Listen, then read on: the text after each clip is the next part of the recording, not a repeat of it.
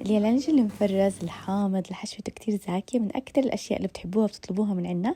فاليوم طبخنا لكم إياه وعملنا لكم مع وصفة سمك بالخضار. قبل ما أحكي لكم الوصفة أحكي لكم اليوم شو شرينا للمطبخ أشياء جديدة. أول شي شرينا صواني جديدة، هاي الماركة خالته أول مرة بتستخدمها، فحبينا نجربهم. بيجوا 3 صواني مع بعض، بما إننا مطبخ إنتاجي فدايما عندنا استهلاك وبنجدد أول بأول.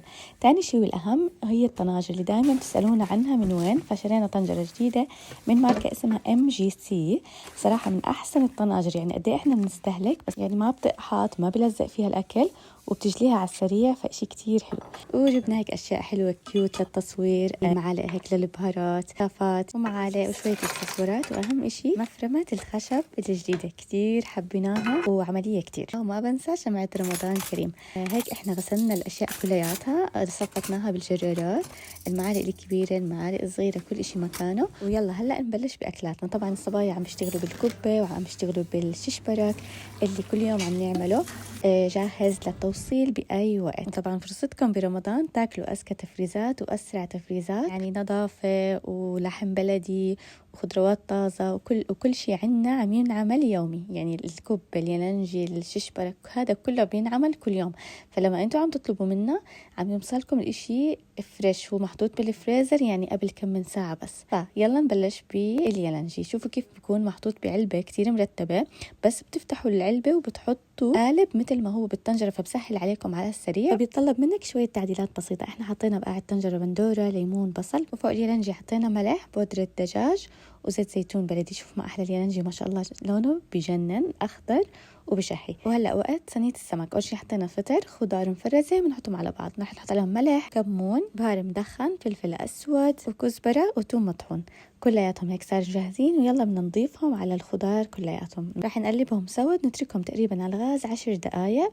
ورح نجي هلا للسمك. أول شي خالته بتجيب سمك فيليه، بتقطعه من النص مثل ما انتم شايفين علشان الهدف. هلا رح نعمله دوائر، بنجيب توم وليمون نخلطهم سوا، بنضيفهم على السمك بالإضافة للملح. وهلا صار دور نحشي. رح نستخدم الصينية الجديدة لحتى نجربها. وبلش نلف السمك دوائر ومنسكرها بنكاشات اسنان، وبنعبي كل السمكات بالحشوة. شوفوا ما أحلاها شو زاكي بتشهي.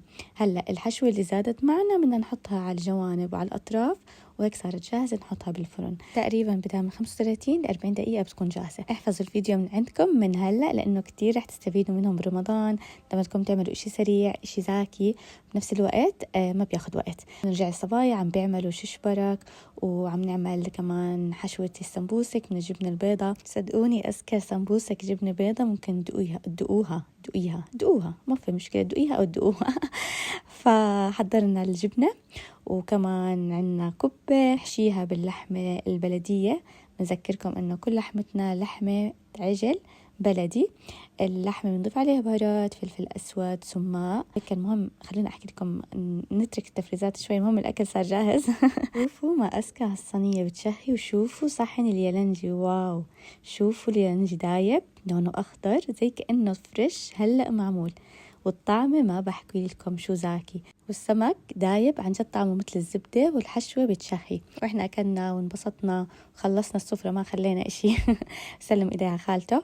وبعد ما خلصنا غدا في عنا كمان لحمة، لازم نخلص كمان كبة وسمبوسك لحمة والششبرك مرة تانية. عنا عجينة تانية اليوم، فعملنا لحمة جديدة. وطبعا عملنا فنجان قهوة ما بننساه، شربنا القهوة وهيك. يعني تقريبا ما بدي أحكي خلص يومنا، هو ما خلص بس الفيديو خلص. بنشوفكم الفيديو الجاي.